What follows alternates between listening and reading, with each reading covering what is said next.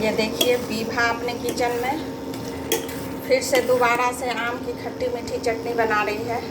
एक बार मैं video upload कर चुकी हूँ, कल ही की हूँ मैं वीडियो अपलोड।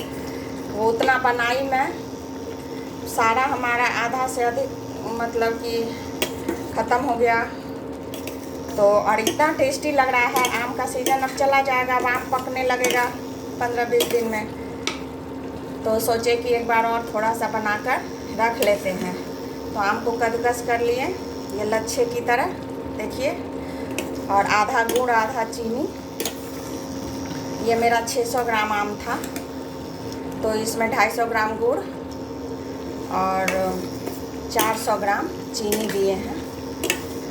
इतना देकर आज फिर से दोबारा हम ये आम की खट्टी मीठी टेस्टी सी चटनी बना रहे हैं, क्योंकि हमको साल भर इसको खाना है, इसलिए साल भर स्टोर करेंगे। इसमें बस केसर के धागे डाले हैं 2-4 और 1 चुटकी हल्दी और थोड़ी सी लाल मिर्ची तीखी वाली, कश्मीरी लाल मिर्ची मैं नहीं डाली हूँ। और ये सौंफ जीरा अजवाइन मेथी 1/4 चम्मच, सौंफ 1 चम्मच, मेथी अजवाइन और जीरा 1/4 चम्मच और ये काला जीरा 1/4 चम्मच, सबको रोस्ट कर लिए हैं। और अब हमारा ये तैयार है। अब इसको हम उतारेंगे।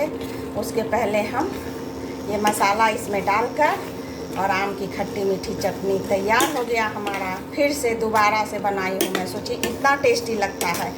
आप एक बार ना इसको ज़रूर बनाइएगा। हमारा वीडियो अपलोड है विभा किचन पर, आप उसमें जाकर देखिएगा, उसको लाइक सब्सक्राइब भी कीजिएगा।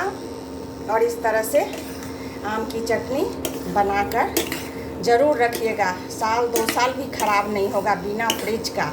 और इसमें तेल तो बिल्कुल 1 बूंद भी तेल नहीं जाता है, तो इसलिए हेल्दी के साथ साथ ये टेस्टी भी है।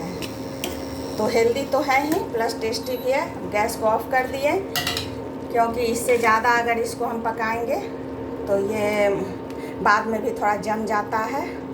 तो ये तार वार नहीं करना है चाशनी में। जब चिप लगने लगे हाथ में ना, बस उतना ही भर इसको पकाना है। देखिए कोई तार नहीं बनाना है, बस चिप करने लगे उतना इसको पकाकर और बंद कर दिए गैस को।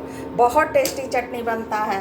एक बार से ये खट्टी मीठी चटनी बनाकर ज़रूर खाइए और हमको बताइए कि आप बनाएं खाएं कि नहीं, और कैसा लगता है हमारा वीडियो आपको, ये भी बताइएगा। विभा किचन को लाइक सब्सक्राइब भी कीजिएगा।